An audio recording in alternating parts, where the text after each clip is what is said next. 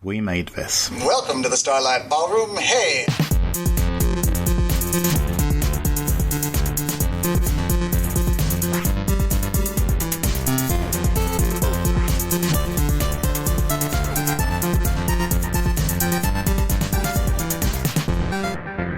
Hello and welcome to Shipwrecked and Comatose, a Red Dwarf podcast right here on the We Made This podcast network. I am one of your regular hosts. My name is Mark Adams, and alright dudes, with me at this time is Kurt North. Hello mate. Hello. It's the afternoon. I haven't had a triple fried egg butty and fries with chili sauce and chutney today, but I might try that in the morning. I would totally have one of those, you know. I'm alright, despite the lack of amazing sandwich. But we've also got Matt with us, Kurt. Hello, Matt. Hi, yes, I'm back. Do you want one of those sandwiches as well? No, I'm fine, thank you. I've already eaten. Beer milkshake? Yeah, go on then. I'm definitely not having the triple fried egg butty, though, purely because I'm allergic to egg. So that would be a bit, it'll be a bit dangerous. Yeah, that's not wise. Wouldn't be great. No. Yeah, that's not wise. Anyway, we are looking at Queeg today, which is... Are we not? No, am I wrong? Oh, yeah. You're right. Sorry. Anyway, we are looking at Thanks for the Memories on today's show, which is Series 2, Episode 3. And we have the usual Holly recap, where he talks about how supplies are plentiful, but they're out of shake and vac. And I actually thought shake and vac was like a dated reference until I went into a pound shop about 6 months ago. I've got some shake and vac in my cupboard. What? Yeah, pound shop. I honestly had in my notes that dates it. I didn't know that. I did not know that. I mean, So I haven't what- done have to it buy yet. some. But what would you do to bring the freshness back, Mark, if you... Well, that's the thing. I haven't done it yet, but I believe that if I do the shake and vac, I'll put the freshness back. I knew that was coming when you started saying it. I was like, no, don't go there. But The freshness has I know what returned. you mean. It feels like a dated reference, but I don't know whether I'll ever actually use the shake and vac. It was just a whim when I bought it because, you know, I kind of fancied putting the freshness back. Was it because you saw it and thought of this episode, or was it just purely that you saw it? A bit of both. Okay. Anyway, he also says that they found a planet with an atmosphere. And it starts on that planet. And so we've got the cat and Lister. They're both rocking out in terrible spacesuits. And Rimmer is in a hollow projection cage. And then the sausages are done, which is good. You know, who doesn't like sausages apart from veggies like me?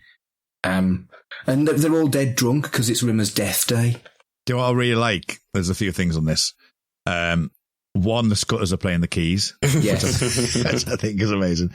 I was going to comment on the guitar playing, but then I realised they were just playing along anyway. So it was kind of like, yeah, it's not quite Lister playing on that. But it is interesting using that thing. I think I mentioned this on the last episode because I got it slightly wrong, but that they quickly moved away from this moving forward. That they just thought it's not really viable. Hence the reason why the light bee was introduced. Just so they can projection actually have cage. Yeah. Yeah, I mean, I'd forgotten that they ever used the projection cage, and then this appeared, and I was like, oh yeah. So I don't know whether this was brought up in Crichton, but how did he get on the Nova 5? That's a very good point. We didn't bring it up when we were on when we talked about Crichton. How did he get? He came through the Blue Midget. Did the Blue Midget dock, or did it get parked? If it had docked, he could do it. I mean, technically, I'm assuming that like the Blue Midget has hollow emitters anyway. I don't know. I just assumed. I'm trying to wrap my brain of any other time. I think Series 1 is pretty much all set on Red Dwarf, isn't it? And I think they explained in Better Than Life that he can play it because it's tied into basically the system's gobbledygooking with the game in the Hollow what's it. But yeah, I think they purposely bring in or reference the drive so that he can actually be off worlds when the budget expands. But yeah, I mean, how did he get on the Nova 5? I mean, unless that Nova 5 has got hollow emitters as well. And yeah, well, I assume that the Nova 5 did. I'm just thinking more for the transfer between the two, because I think it's perfectly plausible that you could have him just going onto the Nova 5, but it's how he gets between the two of them. Well, he wouldn't have left. Could he get transferred over Wi-Fi? Well, yeah, I mean, he wouldn't have left Red Dwarf before they got on the Blue Midget. Then they'd have opened up the airlock, and then he'd have been in Blue Midget all the way, and then he'd have been in an airlock that would have been sealed when he got on on Crime's place. But the question is, did they dock in Nova 5? Is Nova, or did they just park on the planet?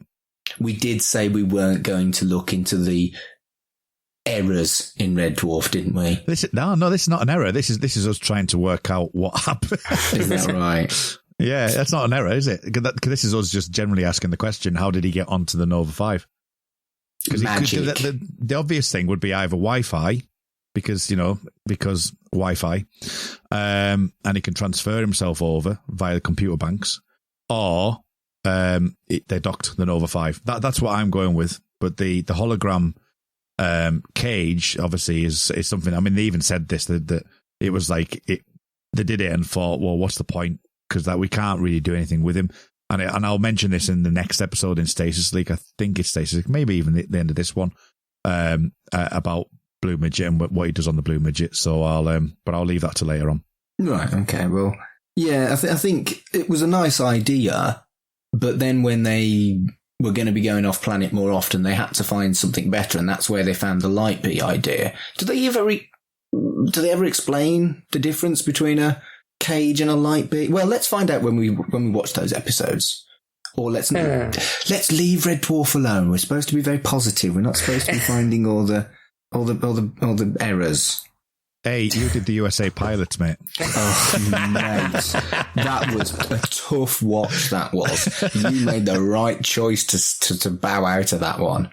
I love Carl. I didn't love him by the end of that. I just decided, like, tactically that I needed to do other podcasts that week, those 2 weeks. So which I was happy to listen in, though. It was great. It was great listen. Well, but anyway, carrying on. Moving on to this episode. Well, yeah, he's made a cake, hasn't he, in the shape of a spanner, because he used to be a technician.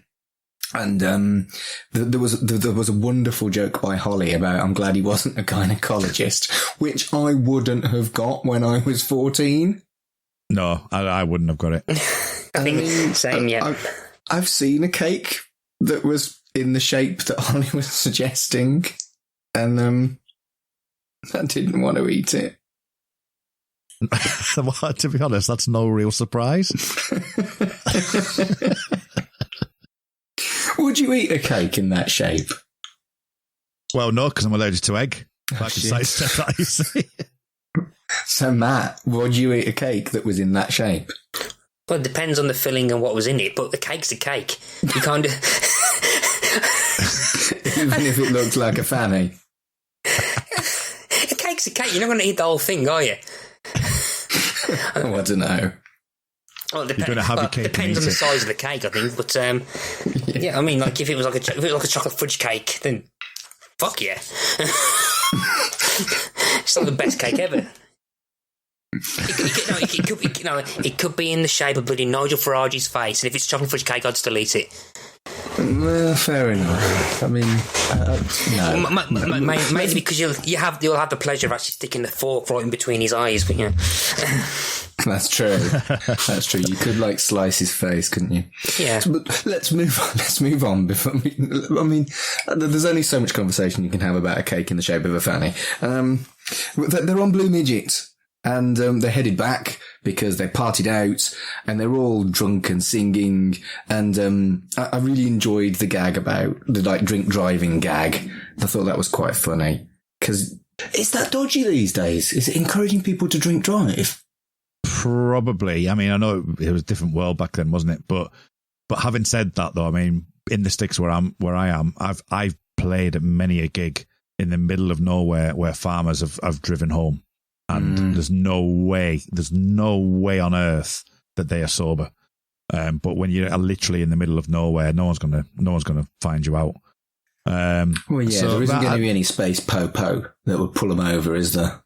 No, not at 2-3 o'clock in the morning, especially when they're looking in the main city centre for trouble. They're not going to go out that far in 6 because that's not where the trouble is. But maybe.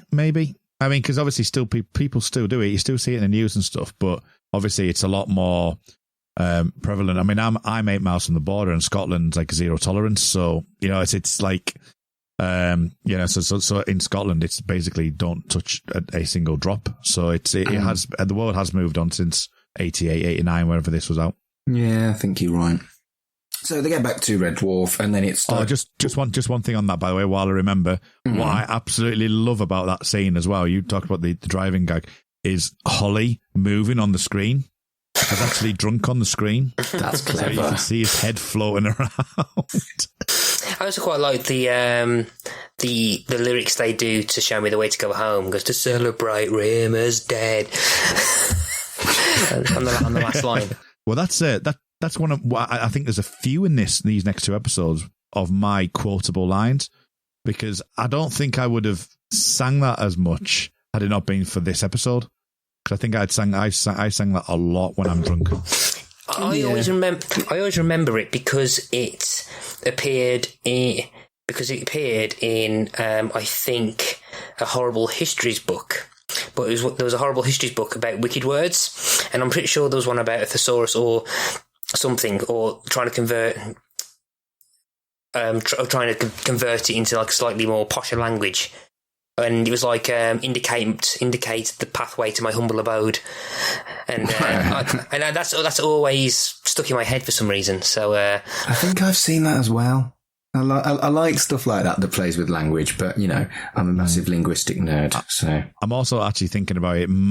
Bono might have sang it, ad-libbed it in one of the live gigs I've heard as well. I think he sang it on the Zoo Roper tour. So it could be a bit of both. I think I might have heard it in multiple areas, and obviously, as I say, just sing it a lot anyway. So they get back to Red Dwarf, and they're in the quarters, and Rimmer is very, very woozy, and Lister wants a fried egg chili chutney butty, and he asks Holly for one, but Holly doesn't sort him out, but he does sort out Rimmer with one, and Rimmer's very pleased with how much it tastes, despite the fact it shouldn't work. Right. So here we go then. Okay. So one, I'll ask you these two questions. One, what type of drunk are you? And 2, what would be your food of choice if you were Rimmer right now? I'm a huggy drunk. I get quite emotional and tactile and love everybody. And I don't know, because I haven't really been drunk since I went veggie. It was always a kebab. But I'd like to think I wouldn't get that drunk that I'd eat a kebab, but I don't know. I might end up with a fucking kebab and then feel even worse in the morning. I don't know. What about you, Matt? I don't know. I just know that it's quite rare that I get drunk, and apparently there is a mythical creature known as Drunk Latham, which apparently is a sight to behold. But in my head that translates to like Adonis, bronze, like muscle, like basically it's like Popeye with spinach. So I'm assuming that's what Drunk Latham is. So I'm assuming I become like a Greek god. I instantly popped into my head as this mystical Latham you're talking about. Have you ever seen that YouTube video of the guy that's wearing a white shirt? He's quite skinny. He just screams at people. He's just going ah. No. Have you ever seen that? No. Right. Okay. Go and check it out. That's all I'll say. So me, I think I mentioned this on a previous episode, but I tend to. My guard gets dropped and I tend to tell the truth, or if somebody's telling me something, I'll take it at like the value at which it's said. So like I said on the previous episode, that someone said to me, just tell them tomorrow, and I waited till midnight and then told them. Or that if somebody actually says something to me, I'll take it literally at face value. So like say go home, my body would just like, no, it would just kick in going, or home, and it would just go. And I have like almost like a truce. It's almost like a truce serum where it's just absolutely no boundaries whatsoever. But food wise, it's I always get a thing for this. It's a bacon pizza, and I am renowned for eating it as soon as it comes off the plate. And the lads around me always go, "Kurt, it's too hot. It's too hot, Kurt. Kurt, it's too hot. It's too hot." So when I wake up in the morning, my mouth is red raw. I think we're all a certain age where we don't get drunk as much as we used to, and there are good reasons for that by the sounds of it. So the recipe metaphor that Rimmer uses is quite nice, that it sounds all wrong, but you combine it all together and it works. And that's a really nice metaphor for how, like, you know, Lister has got a lot of flaws, but he's also really lovable. I thought that was really cool. Yeah, and vice versa, isn't it? Because the way that he says about the, but everything is that he does is right. But then obviously Lister talks to him about the, we haven't got time for people. It's like, yeah, you think you've got everything right, but you just, you it's almost like, I know we've discussed this over the period of the podcast, is that Rimmer, and again, I'll come back to this in an episode's time, but Rimmer seems to have this almost like out-of-body experience of what he believes to be the perfect thing of a person, and that's affected by his upbringing and how he's grown up. But he always seems to have this opinion of what he believes is right and true to what he should be, but he has this Jahari window kind of aspect of, but he doesn't realise just how smeg and bad he can be, and obviously Lister pulls him out on the time, and it's a really interesting like conversation. And you're right with Lister, because Lister is like, yeah, as I say, he's a lot of things, and we've talked about him, about his humility and how intelligent he is, and all that. But then he's still lovable, and as you say, all the ingredients seem to be wrong. You know, he's in his background, where would that come from? But it all works out that he's such a lovely human being. I do think this episode is perhaps one of the few that, if not on face value at first, can be sometimes critical of Lister's viewpoint. I'll probably mention this a bit later on, but I think this is kind of setting up these two viewpoints of Lister and Rimmer. But I think this is one of the few episodes where kind of the flaws of Lister's positive aspects are kind of highlighted, but are done in quite a subtle way for what happens later on. So I was finding... Yeah, his ill-fated well-meaningness it's really quite damaging despite his good intentions. And I think the thing about Lister is he's played as an everyman, and we've all been there. We've all tried to help someone and royally fucked it up. And he's very much I think I said this on a previous episode, but he's very much a likeable Wesley Crusher. Was that Mark quote in Star Trek? I'm aware of Star Trek. Well, no, but last episode Star Trek. Anyway, it doesn't matter. Just Next Gen. Okay. All the other Star Treks are crap, but I like Next Gen. Okay, that's fair enough then. That's just as well, because I'm going to mention Next Gen, actually. Good. So, they as drunken conversations do, it escalates to talking about sex, and Rimmer admits that the only woman he's ever slept with is Yvonne Magruder, and it lasted 12 minutes, including the pizza. And he says the fated lines that he would trade it all in to love and to have loved. And then they kind of... Yeah, this episode's actually really, really sad. Really, really sad, because there are people out there that are in Rimmer's situation who they get to like 30, 40 and they've never had a significant relationship. And I think it made me sad. I've got friends like that, and I feel for them, you know? Yeah, I'm in that boat. I mean, I've never had a significant relationship. I do relate to Rimmer on a certain level of this. So it's kind of... I think it's kind of like you get to a certain point where you kind of see the world around you, and you kind of you see key moments and key parts of life that you haven't experienced or if never have, or at least haven't yet. And like you kind of, what's the word? I want to say Arrested Development, but I don't know if that's the correct term. Where you feel kind of trapped, where you feel like everyone else is kind of generating or developing around you, and you don't feel like you're developing in the same space. I do feel like Rimmer kind of has that kind of mentality at times, where he's, as you said before, he has his own kind of worldview. I think he kind of marches to the beat of his own drum in terms of what he thinks, but still has that kind of self-awareness of basically of knowing what he's lacking in certain points. But if you get what I mean. Is that the right term, Arrested Development? Or am I thinking something else? I'm not sure. Yeah, I'm not sure about the term, but I know what you're saying, because I mean, I think we all do that in some aspects. I mean, there's stuff that, you know, that could have been, you know, the things that I've fucked up in the past, or there's, you know, how different it could have been or whatever, which is a slightly different tact on what you're saying, but you all not necessarily regret, but kind of like you have that those thoughts of like, oh right, well, yeah, that person's doing that, or this person's doing this, and I think we all have a tendency of reflecting. I think definitely. But the thing is, you don't spot just how, if you're not looking for it, if you're not kind of watching it in the way we have been recently, if you're not looking for it, you miss the subtleties here that really are really fucking good in Red Dwarf, you know? Yeah. Absolutely agree with that.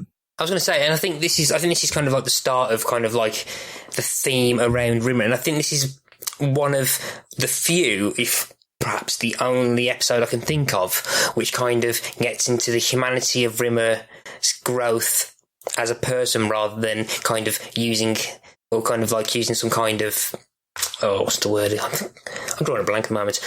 Other episodes would kind of have him have his hero moments out of necessity, or perhaps just like, and at times kind of keep retconning his kind of growth as a character several times. This episode kind of is setting up for a very introspective kind of personal growth from Rimmer, which we don't really see that often, and I think it's quite a rare episode that we kind of have Rimmer explored as like a person rather than as a dead hologram. So, like, apart, like, this story could have been told if Rimmer was alive, apart from, like, the Death Day stuff. If you could have had a similar story if in a sci-fi show, if the character was alive. And it's quite, I do think it's quite rare that happens in Red Dwarf for Rimmer. Yeah. That's a good point. And I think it's important that people can feel empathy with Rimmer. There will be people watching it out there that will definitely empathise with that, and other people maybe sympathise. And going back to what you were saying about the Red Dwarf USA, the Rimmer in that was just fundamentally unlikable without any tragedy, and it was to the detriment of the show. So yeah, it's pretty deep when you actually take a moment to think about it, and you don't just go for the lols. Shall we go back to the lols, though? Yes. Can do. Yeah. So Rimmer wakes up and does jumping jacks like he's pretending to do his exercise, and then gets... I'm a little lamb. Sorry. And then he gets horrific flashbacks, and it gets to the point where he remembers the Magruder thing, and he's like, oh... I love his faces. I love just all of Rimmer's faces throughout this whole thing are just wonderful. There's a nice physical callback because, like, Lister was saying, no, you're going to wake up, you're going to go, you're going to bite your, and like basically start biting, and then Mimes biting his fist, and it's exactly the routine that he described. It's a very nice payoff where he actually kind of does exactly what he says.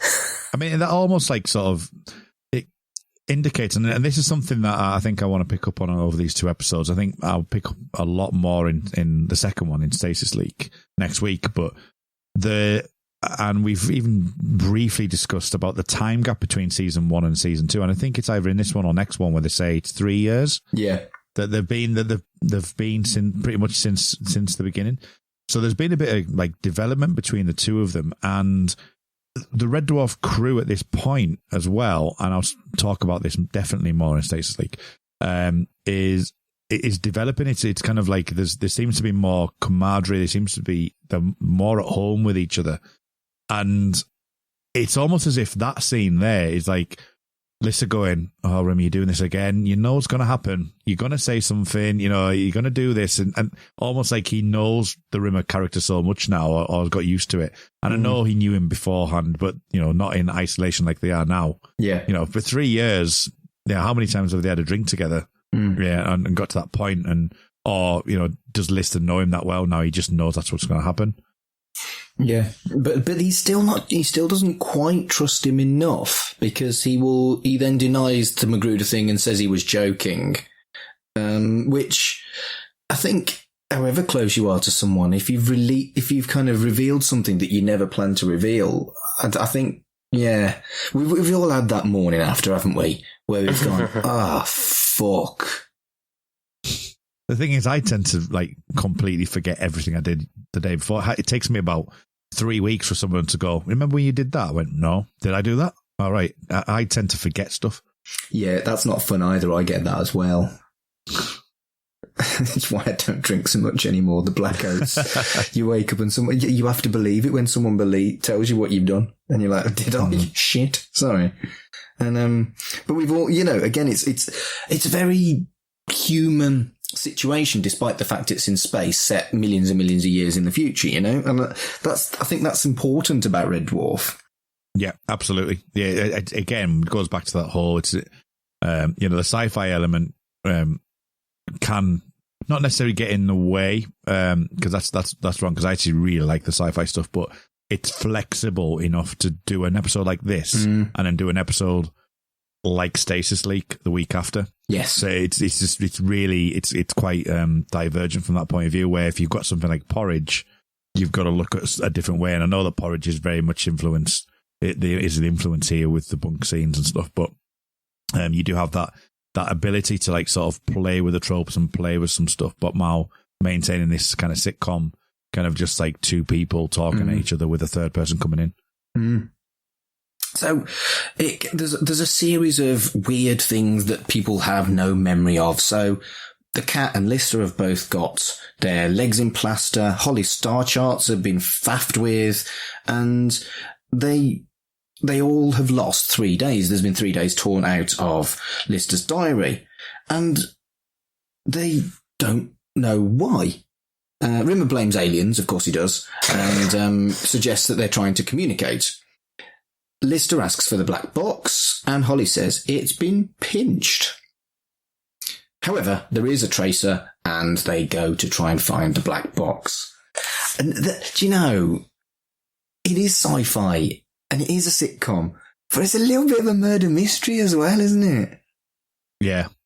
It's that piecing together, but they do it to such good effect, especially with the because he thinks it's aliens with the boots and it's below the knee, and all that is just, it's aliens. That's how they speak.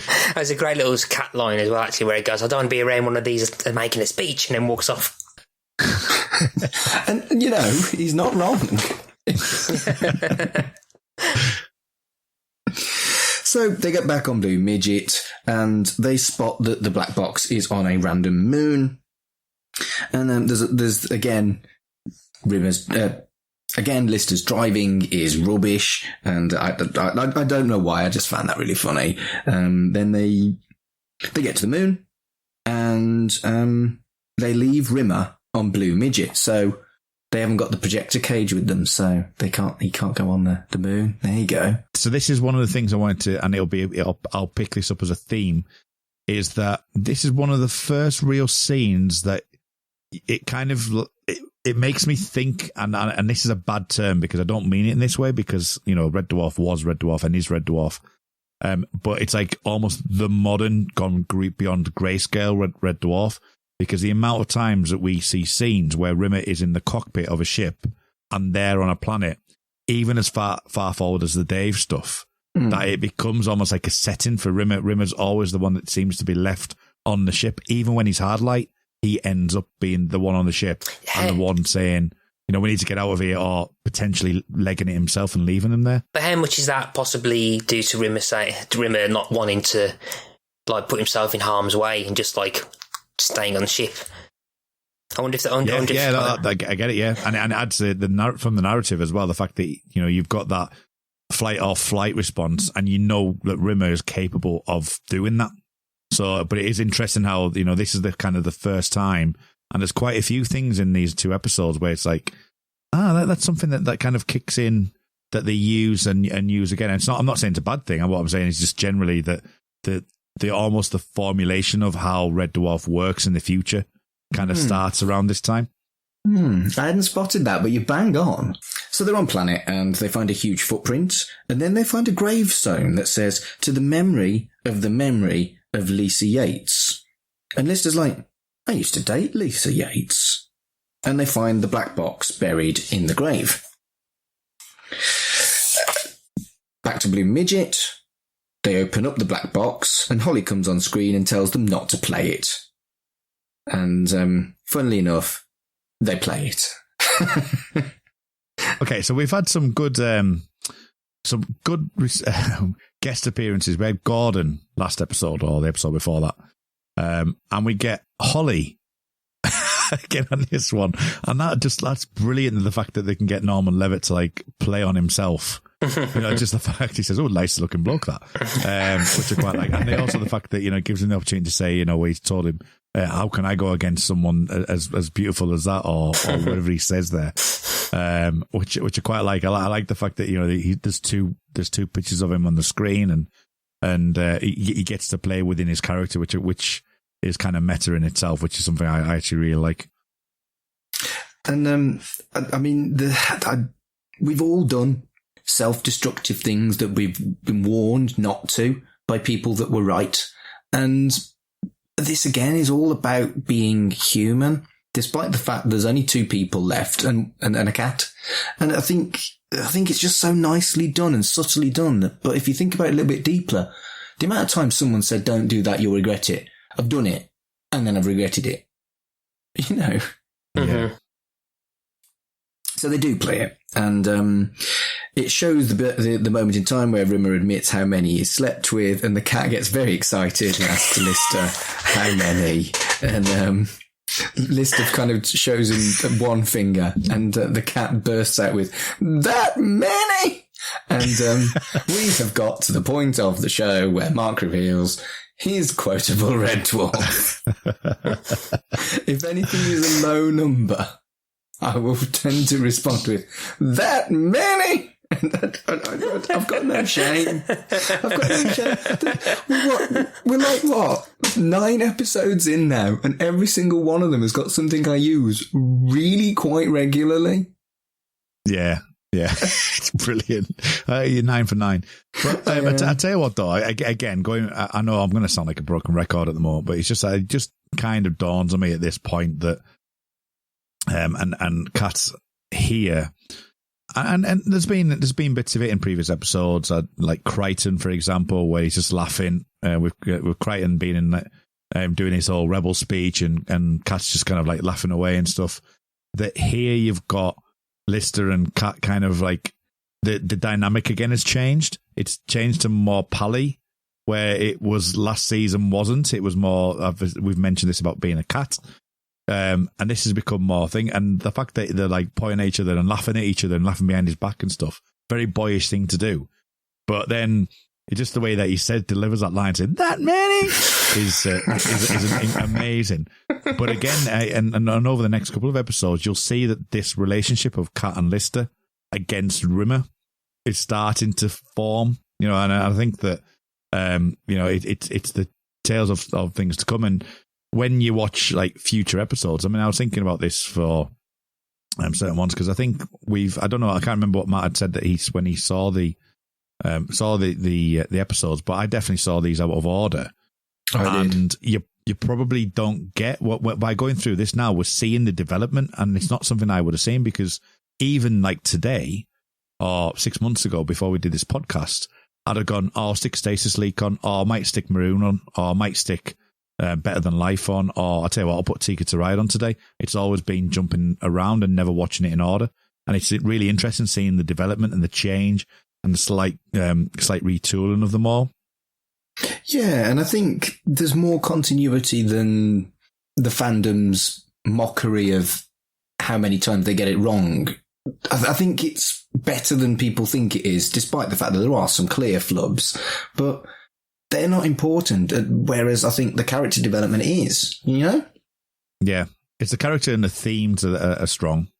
I know that, Matt, I think you said towards the Dave ones, when we get to the Dave ones, there's a bit of Rimmer that that might not work quite as well for you, but definitely the themes and the character development over the course of the BBC ones, at the very least, have that in what seems to have that. I don't think there's going to be too much that we'll pick out, but a lot of the continuity things are the stupid things which, you know, become a running joke in itself, like the amount of times he has his appendix out and that type of thing. So, and I quite like the fact that we can poke fun at that, because, you know, it is funny in its own self, and it's quite meta in that way. So we're now kind of watching the screen we're now watching the screen that the characters are watching as well. And it shows Lister and Kat walking through the corridors to the hologram simulator, and they see Rimmer's dream, which is beautifully peculiar, where he's dancing in a tuxedo with no trousers, and there's no real reason for it. It's just funny. And Lister explains that he's going to give him a birthday gift, which is a memory of the love affair he had with Lisa Yates. And Kat is quite jealous because, you know, he's not had a relationship either, and he says that it's a really amazing gift. He's a bit wrong though, isn't he? He is. But before we do that, I want to get your opinion on the hairnet and the dressing gown. I loved it. That made me smile. That made me smile a lot. The cat with his hair in rollers. I think it's always funny when a fastidious character is exposed, and it wasn't even highlighted as part of the main thing of the show, but it's the first time we've ever seen the cat anything other than gorgeous, you know? And it's just a little moment that you might even like pass by the first time, but then you notice it and it's like, oh, his hair's in rollers. I like how they just do it like subtly rather than something like Dwayne Dibley, which very much exposes the cat in a blatant and hilarious way. This is just a little bit more subtle to point out that really no one's perfect, you know? Dwayne Dibley. Sorry, I'm losing it. As soon as you said Dwayne Dibley, I was just like, all I ever think of is, no. I can't wait to the Dibley episodes. But yeah, is Matt still with us? Sorry, I am. Yes, sorry. Yeah, is Matt still with us? I am. Yeah. Have you fallen asleep? Yeah, I can hear you. Yeah. It's also really bad green screen, though, isn't it? Which I don't think I cared about 10 or 15 years ago, but now it's kind of noticeable. Am I being mean? Probably, yeah. Yeah. Yeah, you know, it is what it is. I mean, there's a lot worse and there's a lot better, but you know, it is what it is. I mean, if you look at the observation deck, we mentioned that the other day, or the other week, and you know, the fact of some of the masking, the shadows, what you can see through the stars and stuff like that. At its time, with the budget it's got, you know, it's just one of those things you just deal with. And you know, as much as I love some of the elements of likes of the action figure Rimmer getting thrown out of Starbug and stuff, where it's clearly an action man. You know, and it doesn't have that. It doesn't have that element to it for me. But I see it's a green screen. I don't even really see it. I just kind of go, yeah, right, whatever. Yeah. So it doesn't take away anything for me. So, Lister has a tinker with the memory and switches out his name for Rimmer's name, and I loved seeing Rimmer dressed as Lister. That made me smile, and I think it's really, really well done that it kind of highlights just how ludicrous envy is, because you are you. And seeing Rimmer behaving and dressing like Lister, you can never have the thing that you're envious of because you're not that person. I just think it's really lovely that it highlights the mistake from the very beginning because it was never going to be true for Rimmer. You know? Yeah, Am I being really philosophical today? No, because I think the episode kind of doesn't shy away from. I mean, it doesn't go into it like perhaps a Star Trek episode would and beat you over the head with it. But I think the episode kind of deliberately wants you to kind of think of the ethical and the moral kind of decision of this. And particularly because I always find Lister's attitude to it afterwards quite interesting. But I think the kind of idea that you're kind of injecting someone else's memories into someone else that's kind of like invasive, isn't it? I mean, I can the idea. I think I can see the noble kind of motivation for it, but I don't know. It just seems kind of weird that you think that might have been a good idea because you're kind of changing that person. I mean, you see overnight in the next scene where Rimmer's like almost a different person. And the question that I always think, as much as I love this episode, the question I always think of is that would Rimmer be the person? If Rimmer had those experiences anyway, he wouldn't be the person he is now. But what? How? And yeah. I don't understand. The only question I usually ask is I don't understand fully how Rimmer is kind of the same person just with those memories.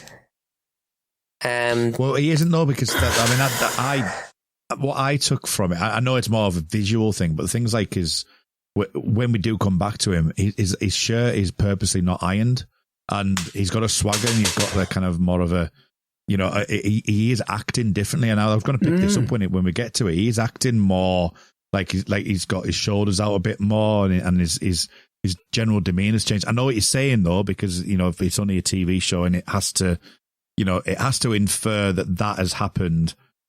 You know, and that all of a sudden he's become this new person with this new thing in, and then why would he start talking about it? Like almost like, oh, I've just remembered, you know what I mean? So it's a difficult fit to get in, but I think what they try to do, and probably not as good as what they could have done, but I do think that the way that Rimmer or Chris Barry works that unironed uniform and some of the visual cues that he's got and the walk and stuff like that, when even before he speaks, does suggest that he is a different person. But as I say, it's not fundamentally different, which I think was what you're getting at, Matt, isn't it? He's not fundamentally different where you think he probably would be. I mean, I think it's because particularly with the conversation he has, like in a couple of scenes before, about it seems to be a very fundamental part of like his not repression. Stubbornness. I'm really struggling with the adjectives today. I think a key part of his character and how he interacts with people probably comes from his admittance that he hasn't had that much interaction or experiences of that. So I think, and so in a more realistic in a more realistic version of Red Dwarf, as I say, realistic in air quotes, I think you probably would have had a more developed character. I mean, you can say we've only got 10 minutes of the episode left, but you probably would have had a more developed version of Rimmer with years of looking back on those experiences. So yeah, I think it would have been a bit different. Yeah, and I'll tell you for me, what's interesting with this story in that aspect is, and you touched upon it with Lister, is that I think if this was retold, and I do think this, strangely enough, I was watching this and I was like, this reminds me of a Star Trek Next Generation episode. And I went onto the wiki, and the wiki says about this Star Trek Next Generation episode I was thinking of called Clues, where it's an alien race that actually on. So there's where they forget days, and they keep, and it's on, and there's little nods to things that they keep forgetting, and eventually they have to do it over and over again, say this is what you've forgotten, you need to remember, we're inquisitive kind of thing. But That's the kind of the sci-fi element to it. But I think if they had another go at this story, and as I say, you alluded to it with Lister, is I think you would have had more of a question on does having that memory make you you? Yeah. And I don't think it has that question. I think it's played slightly differently. It's really deep and heavy sci-fi stuff with only a few minutes to play with it. I think they do a good job, but I think you're both right that this could be the subject of a 500-page novel, you know? Yeah, definitely, yeah. What I will say, just before we move on though, sorry, I keep jumping in, but just some of the notes I've made.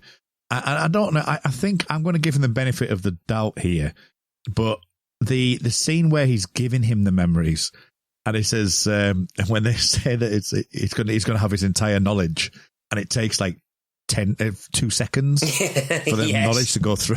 Yeah, and he gets a massive laugh from that. Now, I'm hoping that was written in, but you know, it's one of those things where it's like you could almost imagine that being a happy accident. You know, it's like, oh, but it's entire knowledge, boop, and then the crowd seemed to just pick up on it straight away, which I loved. The whole scene, that we've kind of covered it, but basically Rimmer tells Lister back the story of the love affair with Lisa, and it highlights the anomalies of him living in Liverpool and drinking and smoking and eating his own toenails, and then he points out that he treated her really, really badly. And it makes Lister think that, shit, yeah, I did treat her really, really badly. And sometimes, again, I think it's really deep. Sometimes you need someone to tell you the obvious for you to realise what you're doing. I know I mentioned this before, but I don't know if you're aware of the Johari window, but basically it's like 4 boxes. It's a management tool where there's things that you know, there's things that you don't know, and there's things that other people know about you and all that kind of thing. Right. And so it's kind of like a management tool that people use, but that's that kind of thing exactly. The fact that you might be doing something that may be harmful emotionally, physically, whatever it may be to others, but you're just simply not aware, you're not self-aware of it. And it takes someone to point that out to you, that you're doing that. And obviously it's a tool that we would use to, like, say, you know, this is the way that you need to reshape the way of you working or whatever. So use it in a tool like that. But this is what Rimmer's doing to Lister on this occasion, and it's really interesting. It's coming from Rimmer because you don't often get Rimmer talking in that way, you know, unlike, you know, actually you treated him kind of shit there. You know what I mean? So it's nice that, you know, you get that point of view, because it was, again, goes back to that feeling or that thought of, this is mine. So it's his memory, and he's going, why did I do that? You know, he's like, why did I do that? You know, in his head is wondering why he would even do that. And obviously that's reflecting on Lister. Yeah. Which is nice that little metaphor, really, reflection of both, because Rimmer is seeing that memory, Lister's seeing that memory through Rimmer, and it's really interesting. And it resonated pretty hard with me, because it made me think about one of my past relationships and how it was brilliant sex, but I didn't treat him very well, you know? And this episode is really quite deep, and to be that deep in 24 minutes is pretty impressive. And so Rimmer is heartbroken by the revelation that it wasn't his love affair, and Lister genuinely apologises. He meant to do good, and he didn't. And I think, again, that says a lot about Lister, really, that he is a good man. He just fucked up, you know?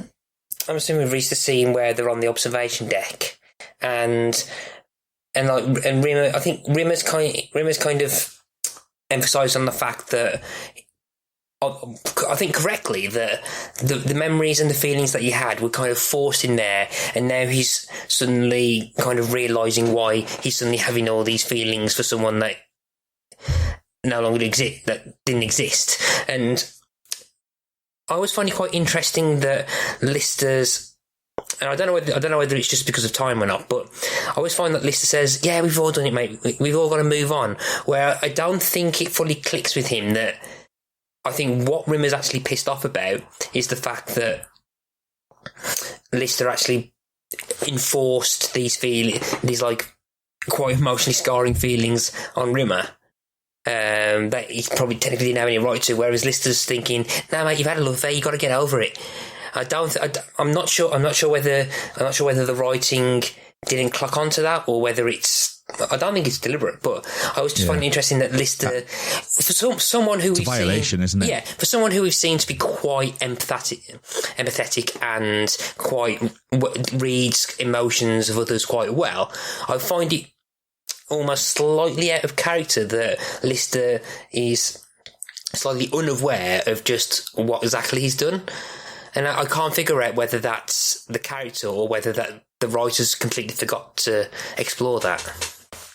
I'm not so sure I agree. I think in a lot of ways you can be that dumb with good intentions, and he does genuinely show remorse, and he is genuinely pissed off with himself for making the error. But you're right, there is an element of it being rushed, and they could have got into that further. Yeah, but I think it's an interesting discussion to have, though, because it's what his intentions, I think we can all agree, were good, but it's either misguided or it's the reaction of that he's done bad, but he's trying to correct the error, but the way that Rimmer reacts is more like, no, well, I just want these to go away. You've kind of, and I see where Matt's coming from. You've kind of like sort of, because I always took it as, I don't want to have these feelings. I don't want to be feeling like this. Over something that wasn't real. But then is Rimmer more thinking, you've violated me in a way that which I don't feel is right. So there's that debate to have, or at least the episode, for us at least, has brought that conversation out, because it's an interesting thing that, Lister, as much as he tried to do his best or did what he think was right, fundamentally what he's done is actually seriously wrong. So it's a really interesting discussion that we're having here, because it's not something I've really thought about until now, because I have always taken it as he's telling him to move on with to get through it, because you need to go through the grieving process of a relationship, which is probably the way they wrote it, but I can see the other side of that, saying, well, it's not quite what Rimmer's getting at. Yeah, it's an interesting one, because I think both of them come out damaged by the end of it. I think Lister has some very serious thoughts about who he is, and how I think he questions how much of a good man he is, much more by the end of this episode than he did at the start of it. So I think they're both damaged by this, and Holly was right all along. Don't watch this. Yeah, that's a good point. Yeah. But then again, though, I mean, without watching, we don't see any of the aftermath, and again, because of time. I've always been of the opinion that I think they should have be aware of what they've done, because because particularly Lister, because if Lister's done that once and he's forgotten about it, there's nothing to say that the conversation could end up happening again, and Lister just doing the exact same thing again. So it's kind of like the theory of the Eternal Sunshine of the Spotless Mind, where the theory is that Jim Carrey and Kate Winslet are constantly repeating the same thing over and over again because they're wiping their memories of each other. Whereas here, I think that the learning point is that they should actually remember what they've done, so that it doesn't happen again. Because if they completely erase the memories, there's nothing saying and nothing stopping Lister one day thinking, "Oh, I've got this idea. Let's give Rimmer memories," not realising that he's done it before. So yeah, it's a weird one, isn't it? Because for Lister to learn, Rimmer has to get hurt. So what's the more important thing there? Does Lister need to learn at the detriment of Rimmer, or does Rimmer's feelings matter more? If you were given the choice, I don't know what of those I would take. I think it's really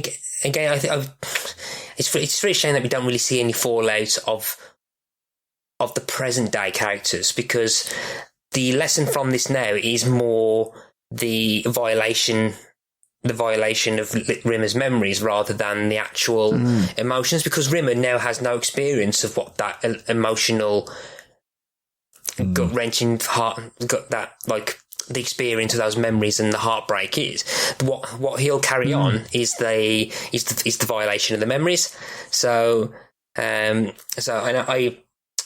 think kind of slightly robbed of the fact that we never see Rimmer kind of comment on that. So so he doesn't really understand how much pain he was in. He's more just seeing that Lister kind of just stuck something in him. Phrasing. Yeah. I mean, he does say that Lister has destroyed him, and you can see where he's coming from, because either way, he's got a false memory that makes him happy, or he's got a false memory that he keeps and he knows is false, so it fucks with his head, or he gets rid of the memory, but he now knows what happened, and he's hurt. There's no win here for Rimmer, which again is kind of the story of the guy's life, really. Yeah, I totally agree. And all because of Lister's well-meaning but ultimately very flawed idea of a present. It's really fucking sad when you actually analyse it, isn't it? And I think the philosophy that we all learn from this comes from the cat, in that, in all due purpose, just give the fucker a tie. Fair dues. Yeah. I did want to touch on the fact that the quite heavy discussion is in the viewing platform, which we saw in a previous episode, which again had another really heavy discussion. It feels like they were setting that up as where they have the serious stuff, and then they forgot. It's not so much that they forgot. I think it was just I've read somewhere where it felt like it just didn't quite work. It works from in a thematic and the story point of view, but they wanted to it just didn't really work for what they were doing. So I think it was something that they just kind of let slip. It was something they tried. It in general worked, but the actual platform itself was a bit of a struggle. Oh, fair enough. I just noticed that it was the same place where they had the discussion about about Rimmer's dad's dying, you know? Yeah. No, they've definitely pointed that out before, that there was, I can't remember what it was exactly, but they have quoted that the reason why they put it in there was for that reason, that purpose, but it just didn't quite work for them. I don't know if it was something, from an actual technical point of view or whatever, but they decided just to drop it. Let's quickly wrap up the episode. They go back on the planet. This is still on the viewing screen. They go back on the planet, and they drop the gravestone on Lister and the cat's foot, which breaks their feet. And then they also drop it again, which creates the one of the footprints.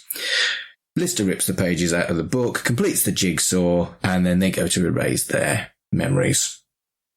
And I liked that. It was like the clever little wrapping up of the murder mystery type theme that it was like, how the hell did all this happen? And then right at the end, within 20 seconds, they've wrapped up all the mysteries really quickly in one go, because the mysteries, whilst cool, were never the focus of the show. And I just thought that was great. I thought that was really well done.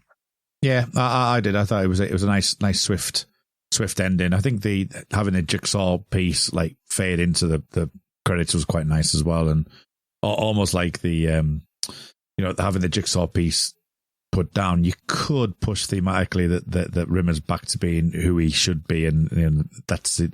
He's a bit of him was taken away from having that extra memory, but having it put back in. He's now Rimmer as we know him, so you could take it thematically that way. So that was Thanks for the Memory, and it was a lot.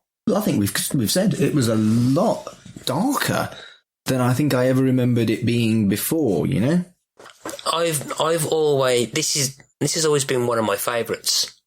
I've always quite liked this one. I think mainly because it is very different to a lot of episodes, and I also think it's a very underrated episode. I think it's one of the better ones in the show, purely because it's quite daring in terms of comedy in terms of like what you expect for the show. I often think it is always kind of lost underneath your polymorphs, your Gunmen of the Apocalypse, all the ones with the kind of comedy set pieces, where I think this is kind of this fits a lot more with what and I don't want to go off on a huge tangent, but I think this of the subject, but I think what British comedy is very good at in kind of looking at the darkness of its characters. And there are hundreds of examples of this in British comedy where like it kind of does serious stuff quite well as well. And I always thought that this one is Red Dwarf's attempt at doing something that you'd see in kind of like One Foot in the Grave or Only Fools and Horses, or the Royal Family, where they'll try and cover a serious topic. And like you'll get periods where, I mean, there are periods of this episode. I don't think it's as funny as perhaps a lot of series 2 but there are still quite a few funny parts in it. I always think that this is at a point where you've gotten to know the characters, you've gotten to emotionally connect with the characters, and it kind of hooks you, and that you forget you're watching a comedy at times. And it gives, and particularly for Rimmer, it gives Rimmer like one of the biggest kind of human examinations the character has, and I've always loved it for that.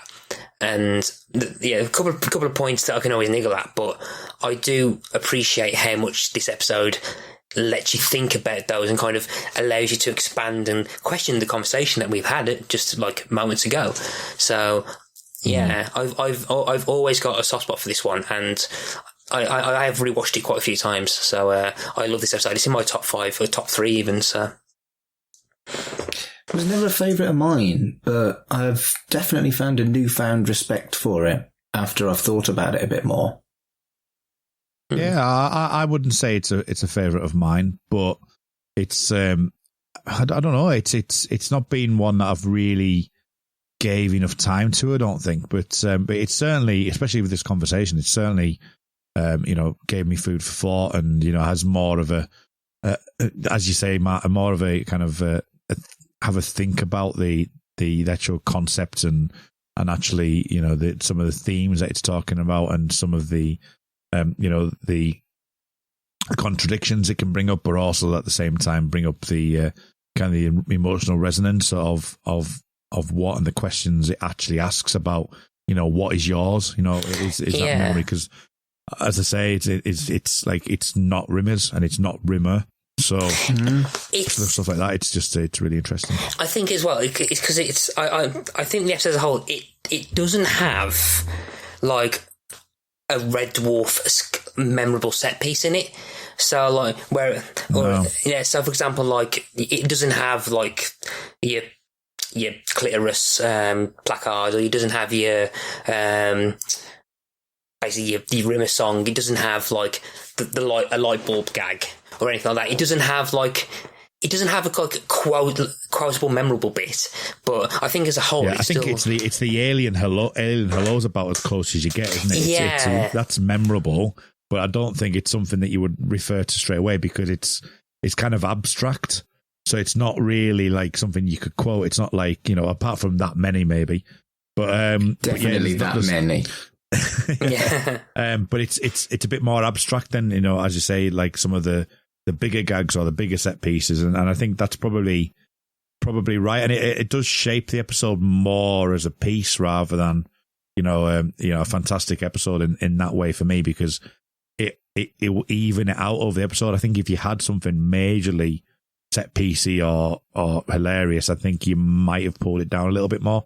So I think the fact it's spread out more, and it's literally, I mean, it's interesting, because there's certain jokes which I didn't pick up on many I watched. The first time I've ever heard the size of a feet, the size of the feet, and it's the petrol pump gag. I don't know why I've never heard that gag before. For some reason I've completely missed that gag. And it's probably because I'm too busy concentrating on what's happened either before it, and I've not really thought about it. I've just never clocked that gag before. So, but yeah, I think it's got more of an undercurrent of gags and darker humour than a lot of the other ones do. And I think it's testament to it. To be fair, I actually, yes, in hindsight, yeah, it has gone up in my estimation for that reason, and for the reasons we've discussed. It's a ballsy episode, is what it is. Have you ever looked at Ganymede.tv? It's a Red Dwarf fan site.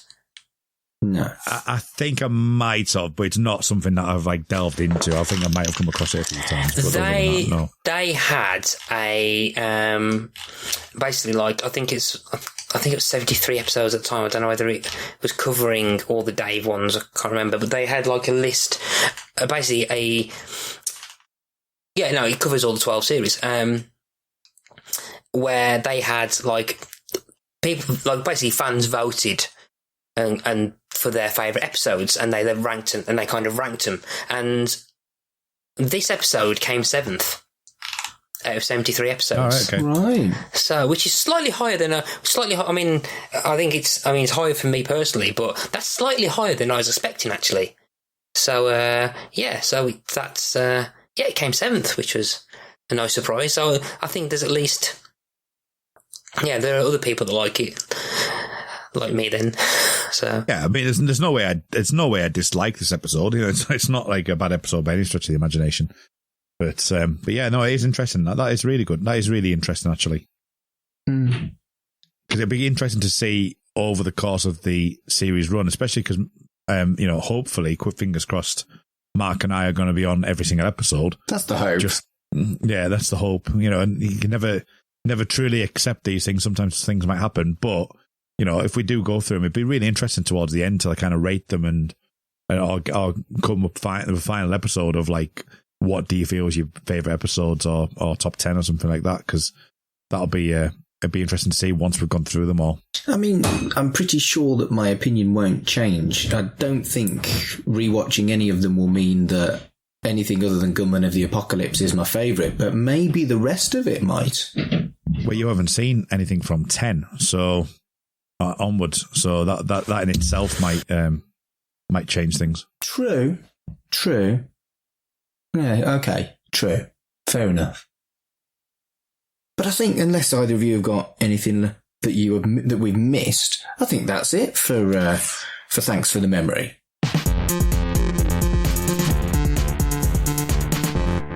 Well, thank you for listening. And thanks to Matt, thanks to Kurt. Matt, where can we find you on the internet? You can find me on the internet in several places, actually. There is my main podcast is Pick a Disc. You can find me on Facebook, Twitter, Instagram under the name Pick a Disc. You can find me on Twitter again under Zanmat, which is X and Matt. And you can also, I believe at the time of airing, an episode or two of another podcast that I've just started will be out called Ask Us About Loom. So you can join. So you can follow me there as well. Kurt, what about you? In all the usual places, at rmuldrake on Twitter, RMULDRAKE, on the Millennium TV shows podcast, The Time Is Now, at The Time Is Now pod on Twitter. The Xcast, the X_cast, which I'm now running, along with Carl Sweeney and Sarah Blair. And Tony is just, taking a step back as he does. And he's having a watchful eye on top of us all. And and on the Make It So podcast, which will be returning at some point when they eventually film the second season, which may well be in 2025. So a multitude of different places, but best thing to do is just to check me out on Twitter at rmuldrake. And for me, it's at Mark Adams HC. That's my Twitter. You can also follow my other podcasts, which are Right in the Childhood, which is a podcast about a millennial and a Generation X's experience of children's telly, at RITC Pod. Life's Milestones, which is based on my job as a humanist celebrant, at Life's Milestones. And finally, Pull or Pass, which is a weekly geeky comic book show, at Pull or Pass.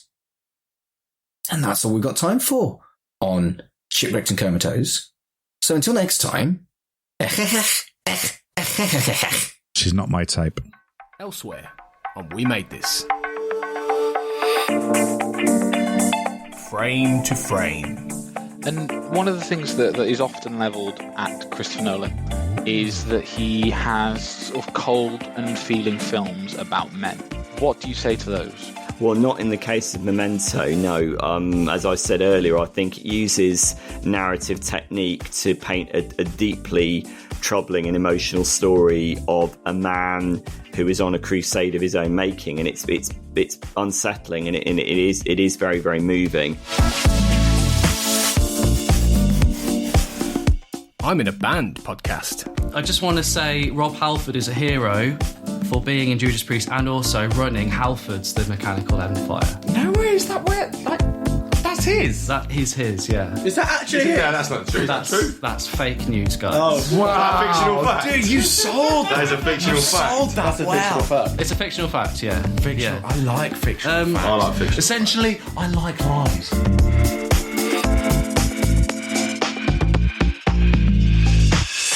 Motion pictures. It tries to do something fresh and interesting, and there was a real backlash to it because what people wanted from that trilogy was Luke Skywalker to be become Obi-Wan Kenobi. That's what they wanted, But Isn't that, though, aren't we giving too much credence to a very vocal, admittedly, section of the fan base, who didn't like it, and for all the reasons you're talking about? But like we say, I think the film creatively, like you said, is very strong too. Did a general, film goer pay as much attention to those things as the people who kind of shout and rave about it online? Check out all of these shows and more on the We Made This podcast network.